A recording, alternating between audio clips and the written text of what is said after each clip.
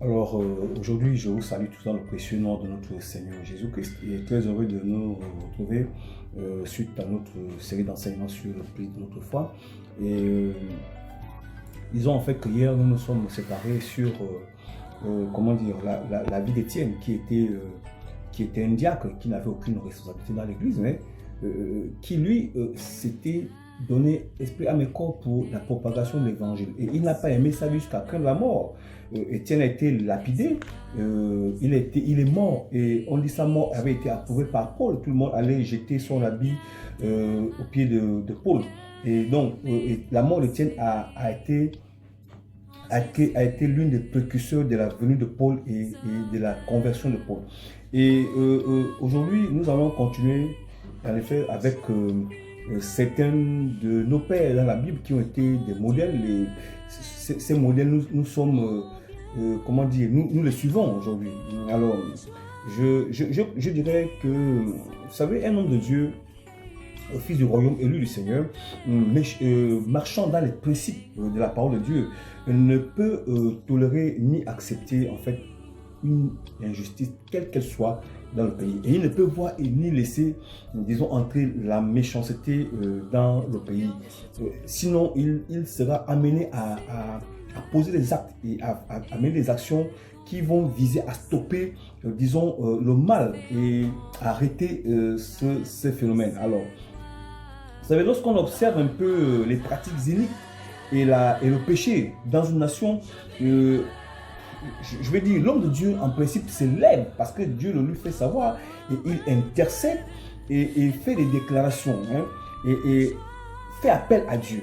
Et Dieu, lui, il manifeste sa puissance et il intervient afin que la situation soit estompée et que la vie normale reprenne afin que tout le monde vive dans la paix.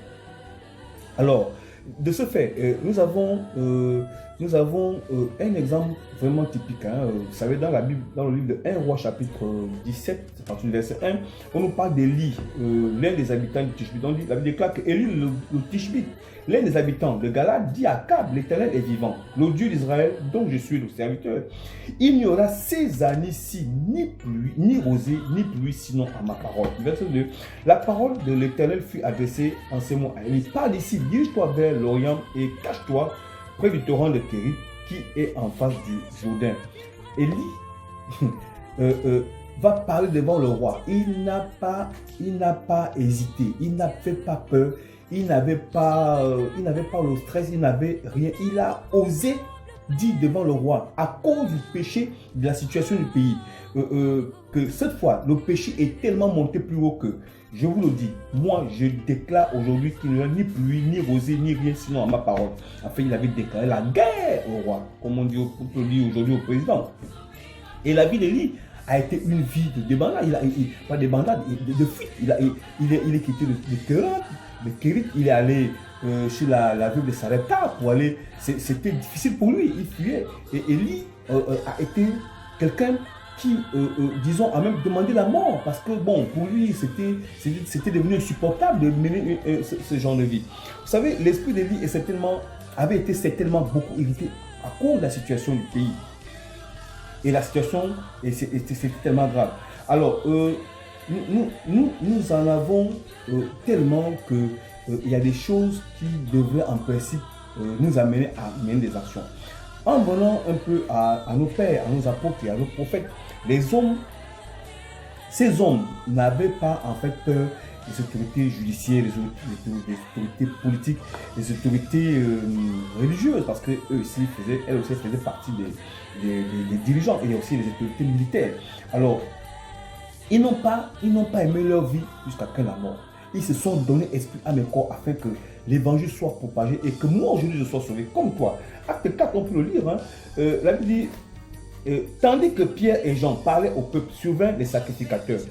Le commandant du temple, ça c'est un titre que je découvre, et les Sadducéens, mécontents de ce qu'ils enseignaient le peuple et annonçaient en la personne de Jésus la résurrection des morts, ils mirent la main sur eux et ils les jetaient en prison jusqu'au lendemain, car c'était déjà le soir. Cependant, vous voyez, beaucoup de ceux qui avaient entendu la parole crurent. Et le nombre des hommes s'éleva à environ de 5000 personnes. Donc le nombre de chrétiens ne faisait qu'augmenter parce que la parole de Dieu était propagée.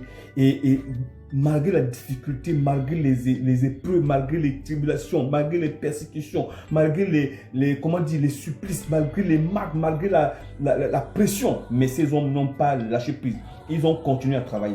Vous savez, nous devons savoir que cette série d'enseignements est tellement riche et on ne peut en vérité terminer cela. Et je vous laisse le temps de méditer, de continuer. Nous avons besoin de vos suggestions, de vos apports, de même de vos critiques.